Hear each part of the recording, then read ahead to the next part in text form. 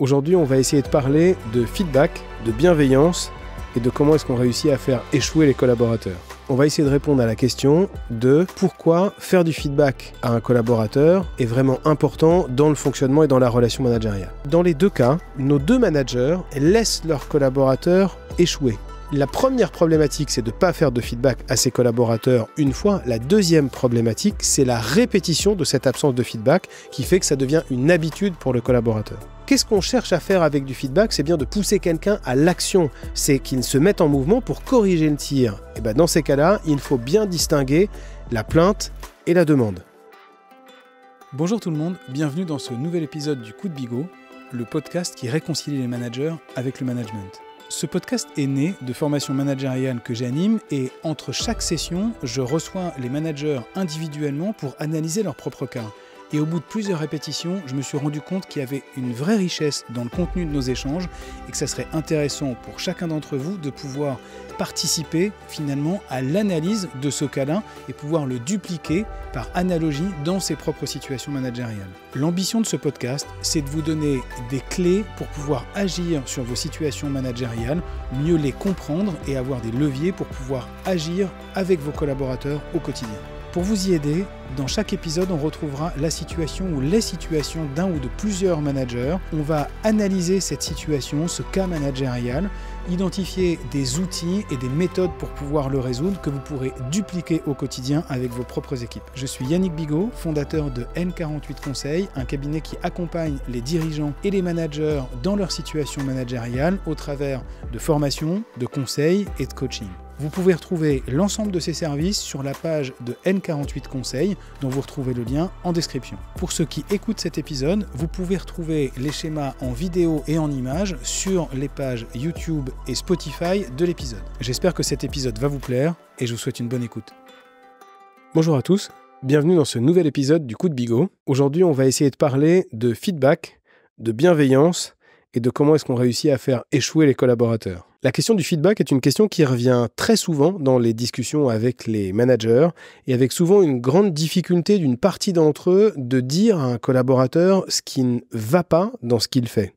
Souvent, ils oublient aussi de lui dire ce qui va bien, mais on y revient juste après. On va essayer de répondre à la question de pourquoi faire du feedback à un collaborateur est vraiment important dans le fonctionnement et dans la relation managériale. On va essayer de répondre à cette question au travers de deux cas. Le premier cas, c'est le cas de Marc. Marc dirige une entreprise, il en est l'actionnaire majoritaire et aussi le dirigeant. Il dirige une entreprise et il a promis une fonction importante de type secrétaire général ou directeur général à un de ses collaborateurs qui est assez talentueux. Ce qu'il faut savoir sur l'entreprise de Marc, c'est que c'est une entreprise qui fonctionne de manière un peu particulière avec ses concurrents parce que sur certains contrats, ils sont effectivement concurrents et là, il y a compétition entre eux.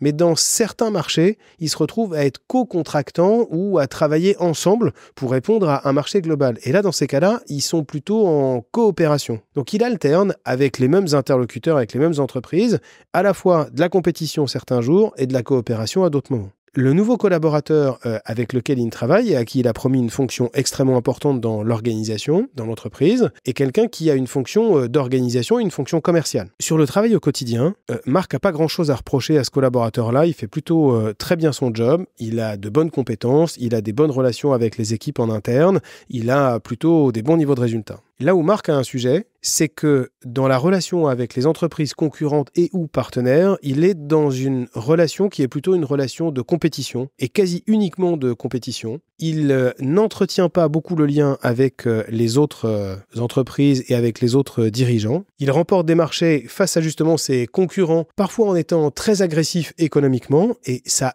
commence à entamer un tout petit peu la nature de la relation entre l'entreprise et son écosystème. Marc ne lui dit pas.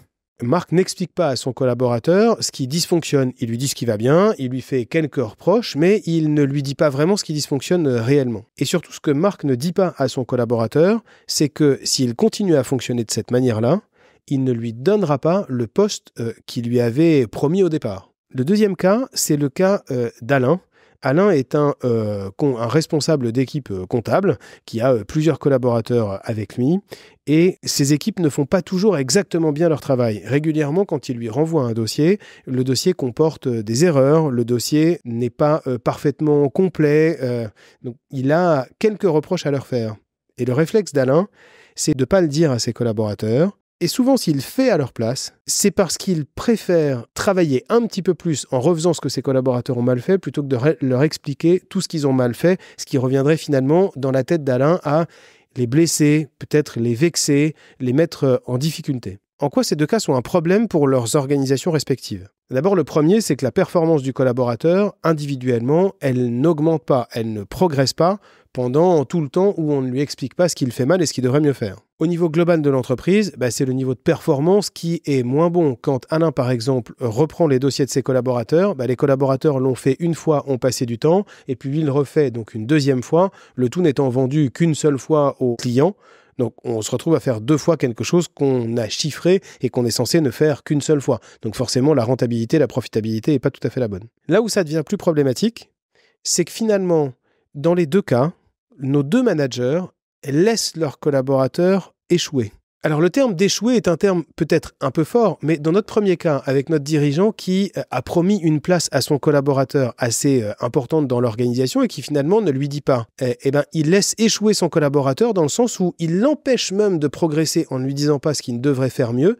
Et donc finalement, il conduit le collaborateur quasiment directement à l'échec. Il va forcément ne pas réussir à progresser, ce collaborateur-là, puisqu'on ne lui explique pas ce qu'il fait mal et ce qu'il n'a pas compris. Donc là, on empêche le collaborateur de progresser, voire on l'emmène à l'échec. Dans le cas de ce manager, il se rend compte au fur et à mesure des séances qu'on a ensemble qu'en fait, il préfère laisser le collaborateur échouer, et ce n'est pas un processus conscient de sa part, il préfère le laisser échouer plutôt que d'assumer de lui dire ce qui ne va pas et que donc il ne le nommera pas à la bonne place. En fait, c'est plus facile pour lui de laisser le collaborateur échouer plutôt que d'assumer de lui dire « je ne te nommerai pas ». On vient de voir que c'était problématique de ne pas faire de feedback au collaborateur. Mais là, c'est une seule fois. Le problème, c'est que cette activité se répète.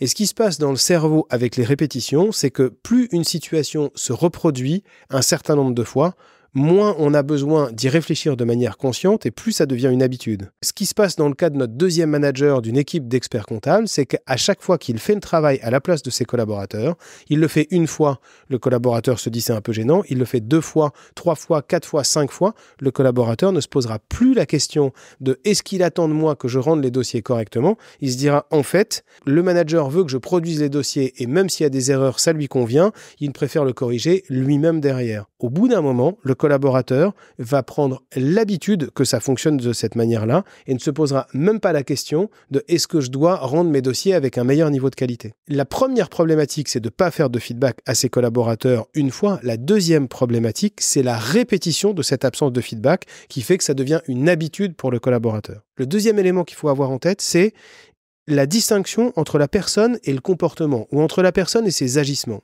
Ce qui est très difficile pour les managers quand ils doivent faire du feedback à un collaborateur, c'est qu'ils ont l'impression, en lui reprochant quelque chose, en lui disant qu'il doit mieux faire quelque chose, ce que finalement ils visent la personne et l'individu en lui disant ce que tu fais n'est pas bien et donc toi, tu n'es pas au niveau de ce qu'on attend, voire tu n'es pas une bonne personne. La réalité, c'est qu'il faut arriver à distinguer cette logique de personne et cette logique d'agissement ou de comportement. Ce qu'on pointe avec le collaborateur, c'est tel comportement ne va pas, ça ne remet pas en question tout le reste de sa performance, ça ne remet pas en question l'individu lui-même. Ce qu'il faut, c'est viser le comportement. Alors, comment faire pour éviter cet écueil de l'absence de feedback et de la dégradation d'une situation ? Le premier élément, c'est de se fixer une nouvelle habitude de faire du feedback à ses collaborateurs, de s'obliger à le faire de manière extrêmement régulière. Le deuxième élément, c'est de bien comprendre ce que sont les leviers de motivation d'un collaborateur. On a déjà vu dans des épisodes de la saison 1 et de la saison 2 l'outil CARES qui permet de mesurer la motivation des collaborateurs et de comprendre ce que sont leurs leviers de motivation. Si on veut réussir à faire un feedback correct au collaborateur, il faut bien se poser la question de quels sont les éléments qui peuvent le motiver et les éléments qui peuvent le démotiver. Et peut-être que ce qu'on va lui faire comme feedback négatif n'est pas quelque chose qui risque de le démotiver puisque ce n'est pas dans ses leviers de motivation. Donc il faut bien aller regarder le lien avec la motivation du collaborateur. collaborateurs. Le troisième élément à pratiquer régulièrement, c'est d'équilibrer ces feedbacks entre le feedback positif et le feedback négatif. Un collaborateur peut tout à fait accepter qu'on lui fasse du feedback négatif régulièrement. Par contre, si on ne lui fait que du feedback négatif et qu'on ne lui fait jamais de feedback positif, forcément, il va finir par s'agacer ou il va finir par être blessé de ça. Le manager doit donc trouver le bon équilibre, à chacun de trouver son équilibre en fonction de lui-même et en fonction du collaborateur concerné.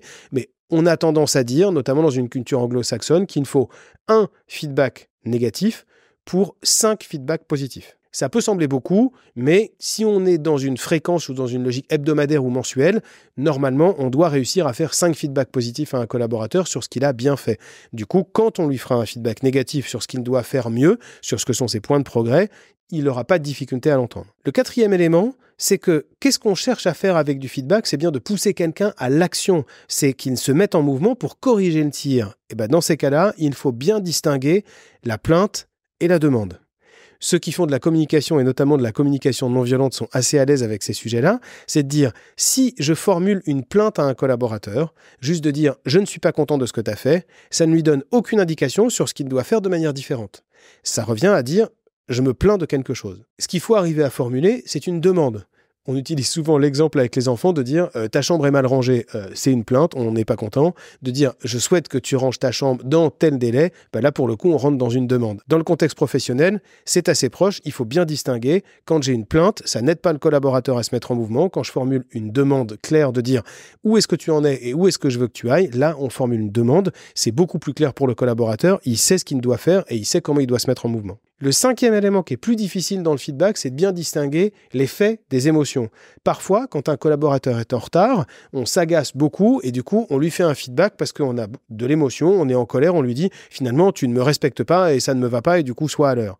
Mais ça n'aide pas forcément à gérer la situation. Alors que ce qu'il faut, c'est arriver à comprendre pourquoi est-ce que ça nous met en colère. On peut entendre qu'on soit en colère parce qu'un collaborateur est en retard, mais il faut être capable de lui expliquer en quoi c'est un problème. Donc de bien distinguer, quand on fait un feedback à quelqu'un, qu'est-ce qui relève de notre émotion et qu'est-ce qui relève des faits qui sont factuels et qu'on peut lui renvoyer. Donc, fixer une nouvelle habitude, regarder en quoi c'est un levier de motivation pour le collaborateur ou pas, bien faire l'équilibre entre feedback positif et feedback négatif, distinguer une plainte et une demande, c'est pas la même chose, et aussi bien distinguer le cinquième, les émotions des faits. J'espère que cet épisode sur le feedback vous aura été utile. N'hésitez pas à aller regarder des épisodes de la saison 1 et de la saison 2 dans lesquels on traite aussi de ces sujets-là. Ça peut vous enrichir et compléter l'épisode d'aujourd'hui. Et moi, je vous dis à très bientôt dans un nouvel épisode. Merci d'avoir écouté cet épisode. J'espère qu'il vous a plu. Si c'est le cas, n'hésitez pas à laisser un commentaire sur votre plateforme favorite ou en parler autour de vous. C'est grâce à ça que d'autres managers pourront avoir accès à ce contenu, en avoir connaissance et pouvoir progresser dans leur pratique managériale. N'hésitez pas à m'envoyer un message pour me faire part de vos feedbacks, ça m'encourage et ça m'aide à progresser. Si vous souhaitez échanger sur vos sujets managériaux, suivre une formation managériale, vous faire accompagner, vous pouvez retrouver en description de cet épisode les liens pour pouvoir me contacter et n'hésitez surtout pas à me contacter directement via LinkedIn. À très bientôt dans un nouvel épisode.